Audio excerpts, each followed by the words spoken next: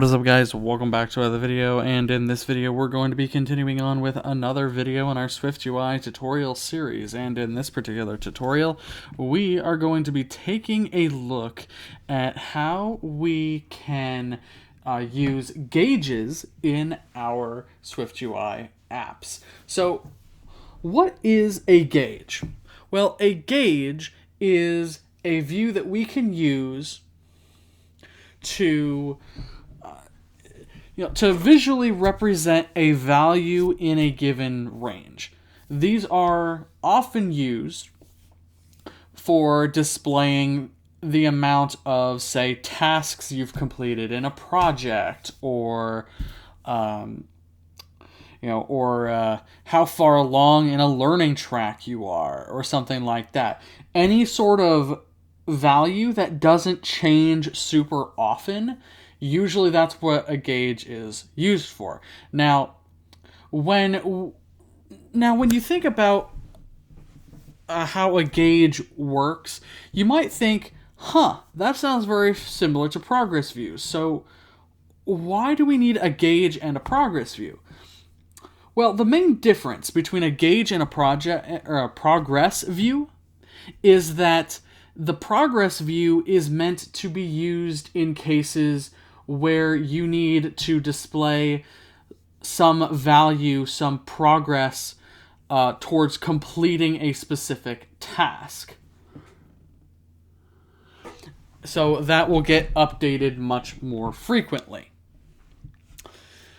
You can, in fact, the documentation might help you a little bit in understanding even further than I explain it here. The differences between gauge and progress view, just down in the description, I have links to both gauge and progress view in the Apple developer documentation, so you can take a look at the documentation for those two views and see for yourself the differences between them. So, how then do we use a gauge? Well, a gauge has many different initializers, and the values, the information that you give the gauge in the initializers aren't going to be used all the time for every style of gauge. There are many gauge styles that you can apply using the gauge style modifier, and I'll briefly show you what those styles are and kind of explain to you what they mean. But just know that depending on what style you use, certain information will not be conveyed. All right, let's go ahead and go into Xcode, and let's create the most basic kind of gauge possible. So the first thing that we're going to need is some kind of value to display in our gauge. And then we're also going to need potentially a predefined range, or a range that is dynamically generated. It just depends on how you're using it. We're going to make this kind of a static range, so we're not going to create a separate variable for it. Inside of our structure, above our body property, we're going to say at state private var value, and we will make this a double, because the value must be some kind of type that conforms to binary floating point, and double conforms to that protocol.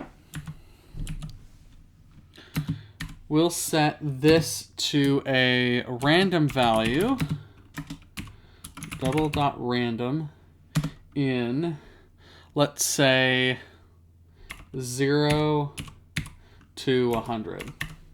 So anywhere from 0 to 100.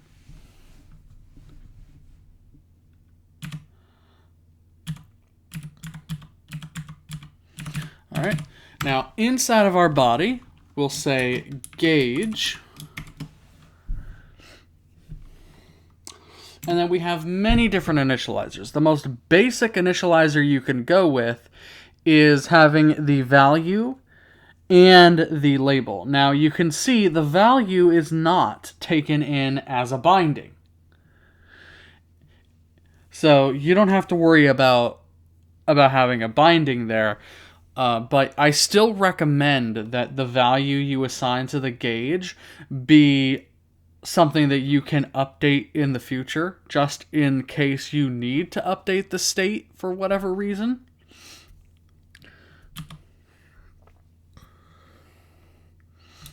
Right. Now there's an initializer where you can give it a value, a minimum and maximum value range, and then you can also give it a label. This is the one that we're going to use today, but there are other initializers. So let's take a look at some of these. There are ones where you can give a current value label, a range, and a value. There's an initializer to give you a there's a initializer where you can give it a value, a range, a label for the current value, a label for the minimum, and a label for the maximum value. There's all kinds of ways you can customize this, but we're going to go with the one where we have a value, a range, and a label.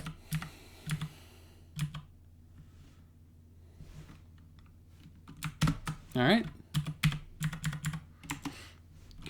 So for the value, we're going to pass it value.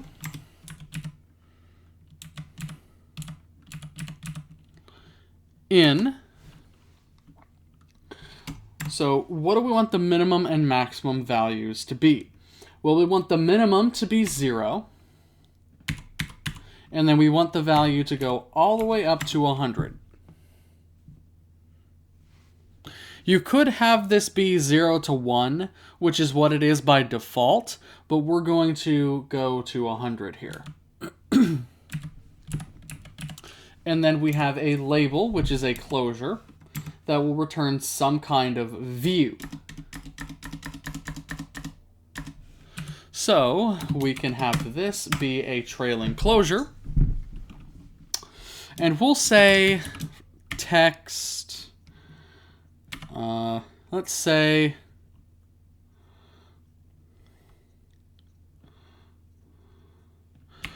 project progress or something like that. So like let's say this gauge is for simply displaying how far along we are in terms of like percentage of a project completed. So we kind of have a general idea of just how many more tasks we need to complete with the project or something like that. This is a way you could do it. All right, let's go ahead and save this. And then we will run our code. You can run this on any platform. It doesn't matter. It's cross-platform. So here we are. Build succeeded. Our simulator is running. Just got to let it load the app. This is running on the 16 Pro Max.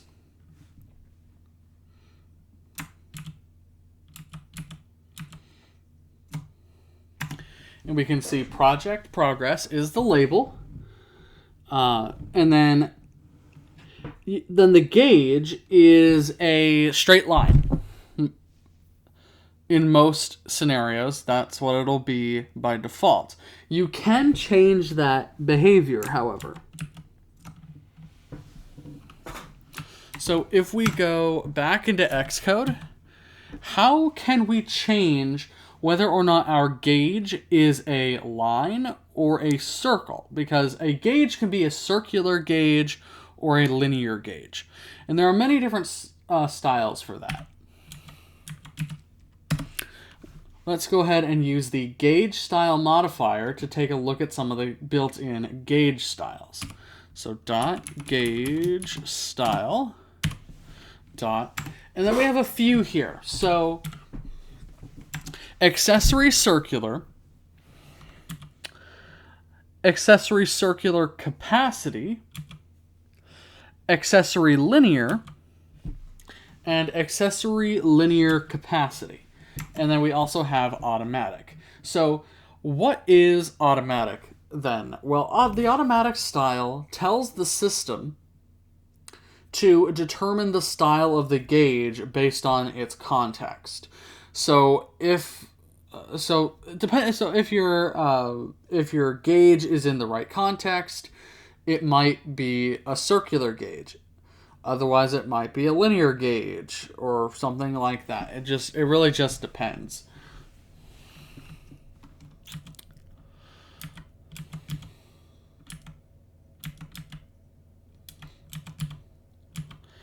Now, we also have linear capacity. So what does linear capacity do? So linear capacity basically just fills the entire gauge as the value progresses from left to right, like a normal, say, progress view.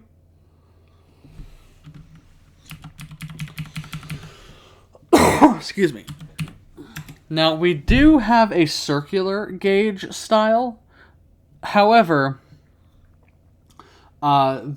circular is only available on watchOS. So if you're building a watchOS app, you have access to the .circular gauge style, but on other platforms you do not. All right. So what does the accessory circular gauge style do? Well, what this does is it basically displays your gauge as an open circle with a little marker indicating where the current value is in the gauge, and it'll slowly but surely fill in that circle as the value progresses from the minimum value to the maximum value. Accessory circular capacity, however, does a similar thing, except instead of it being an open circle, it fills in a closed circle with a little marker indicating where the value is.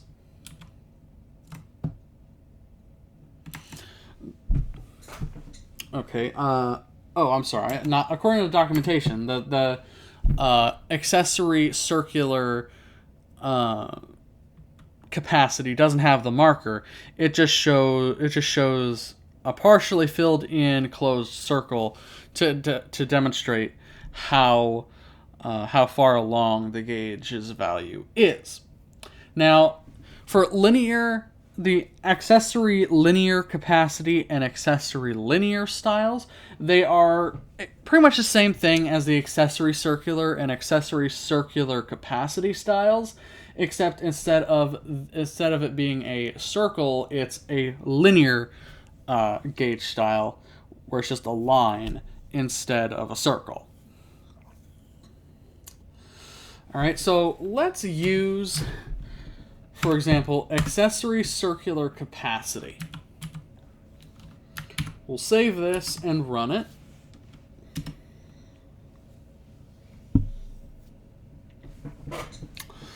All right, and here it is. This is what the accessory circular capacity style gauge looks like. You can change the color of the gauge. So you can apply a dot tint. So we'll say dot yellow. We'll save that and run it. All right. And now the gauge is yellow instead of the default.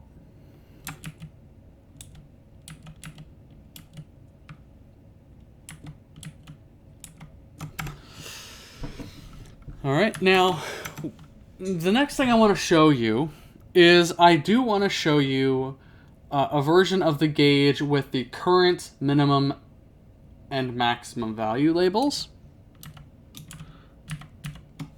So we'll say gauge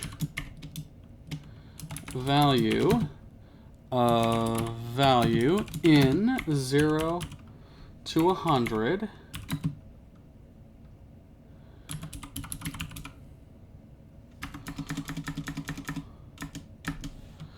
we'll have a current value label. So we'll say text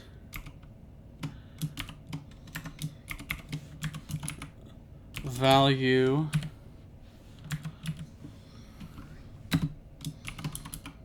percent complete.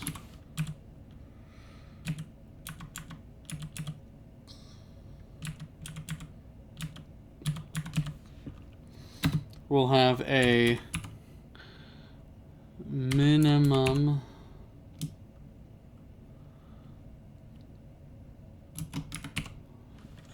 okay, I see. So this is going to be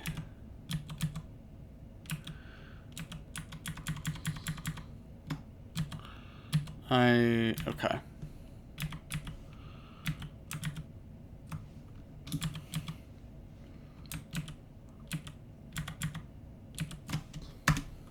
Okay, so we'll say gauge.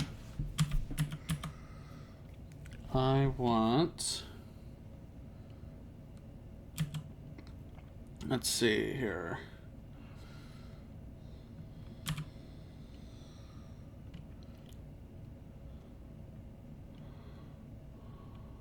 That's not the one I want. There we go. That's the one we want.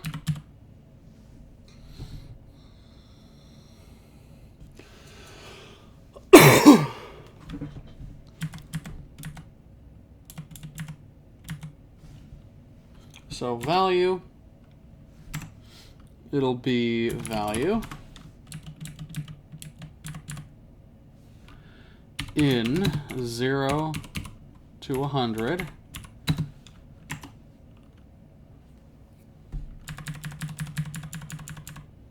the label we'll say is going to be text project completion.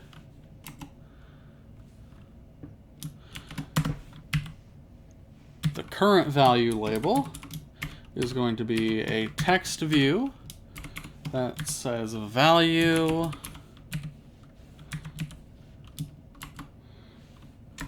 percent complete.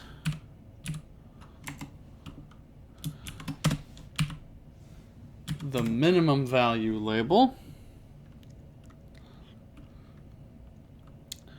which will be a text of 0%, and a maximum value label that has a text view of 100%. There we go.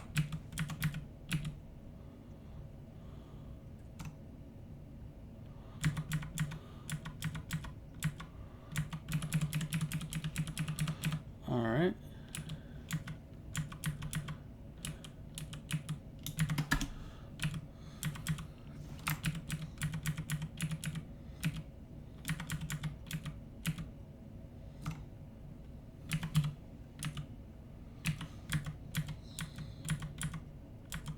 Okay. I want to just make sure that everything is working fine here.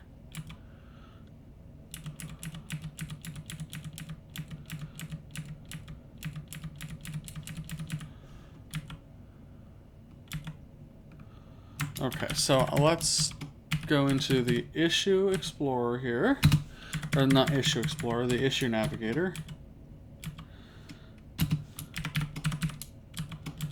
And we'll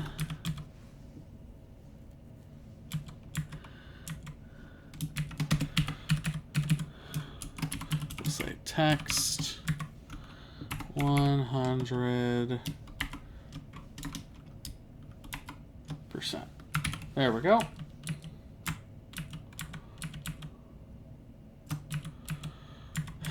Okay, we have an unterminated string literal somewhere. So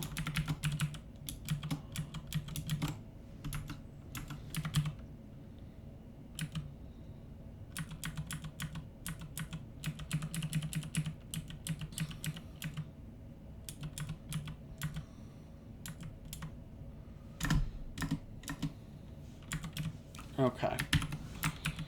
So there we go. We should be all right now. Let's save it and run our code.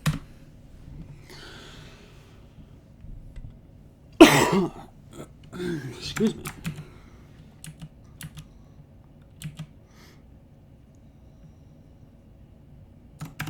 All right. So here we are. We have 15%.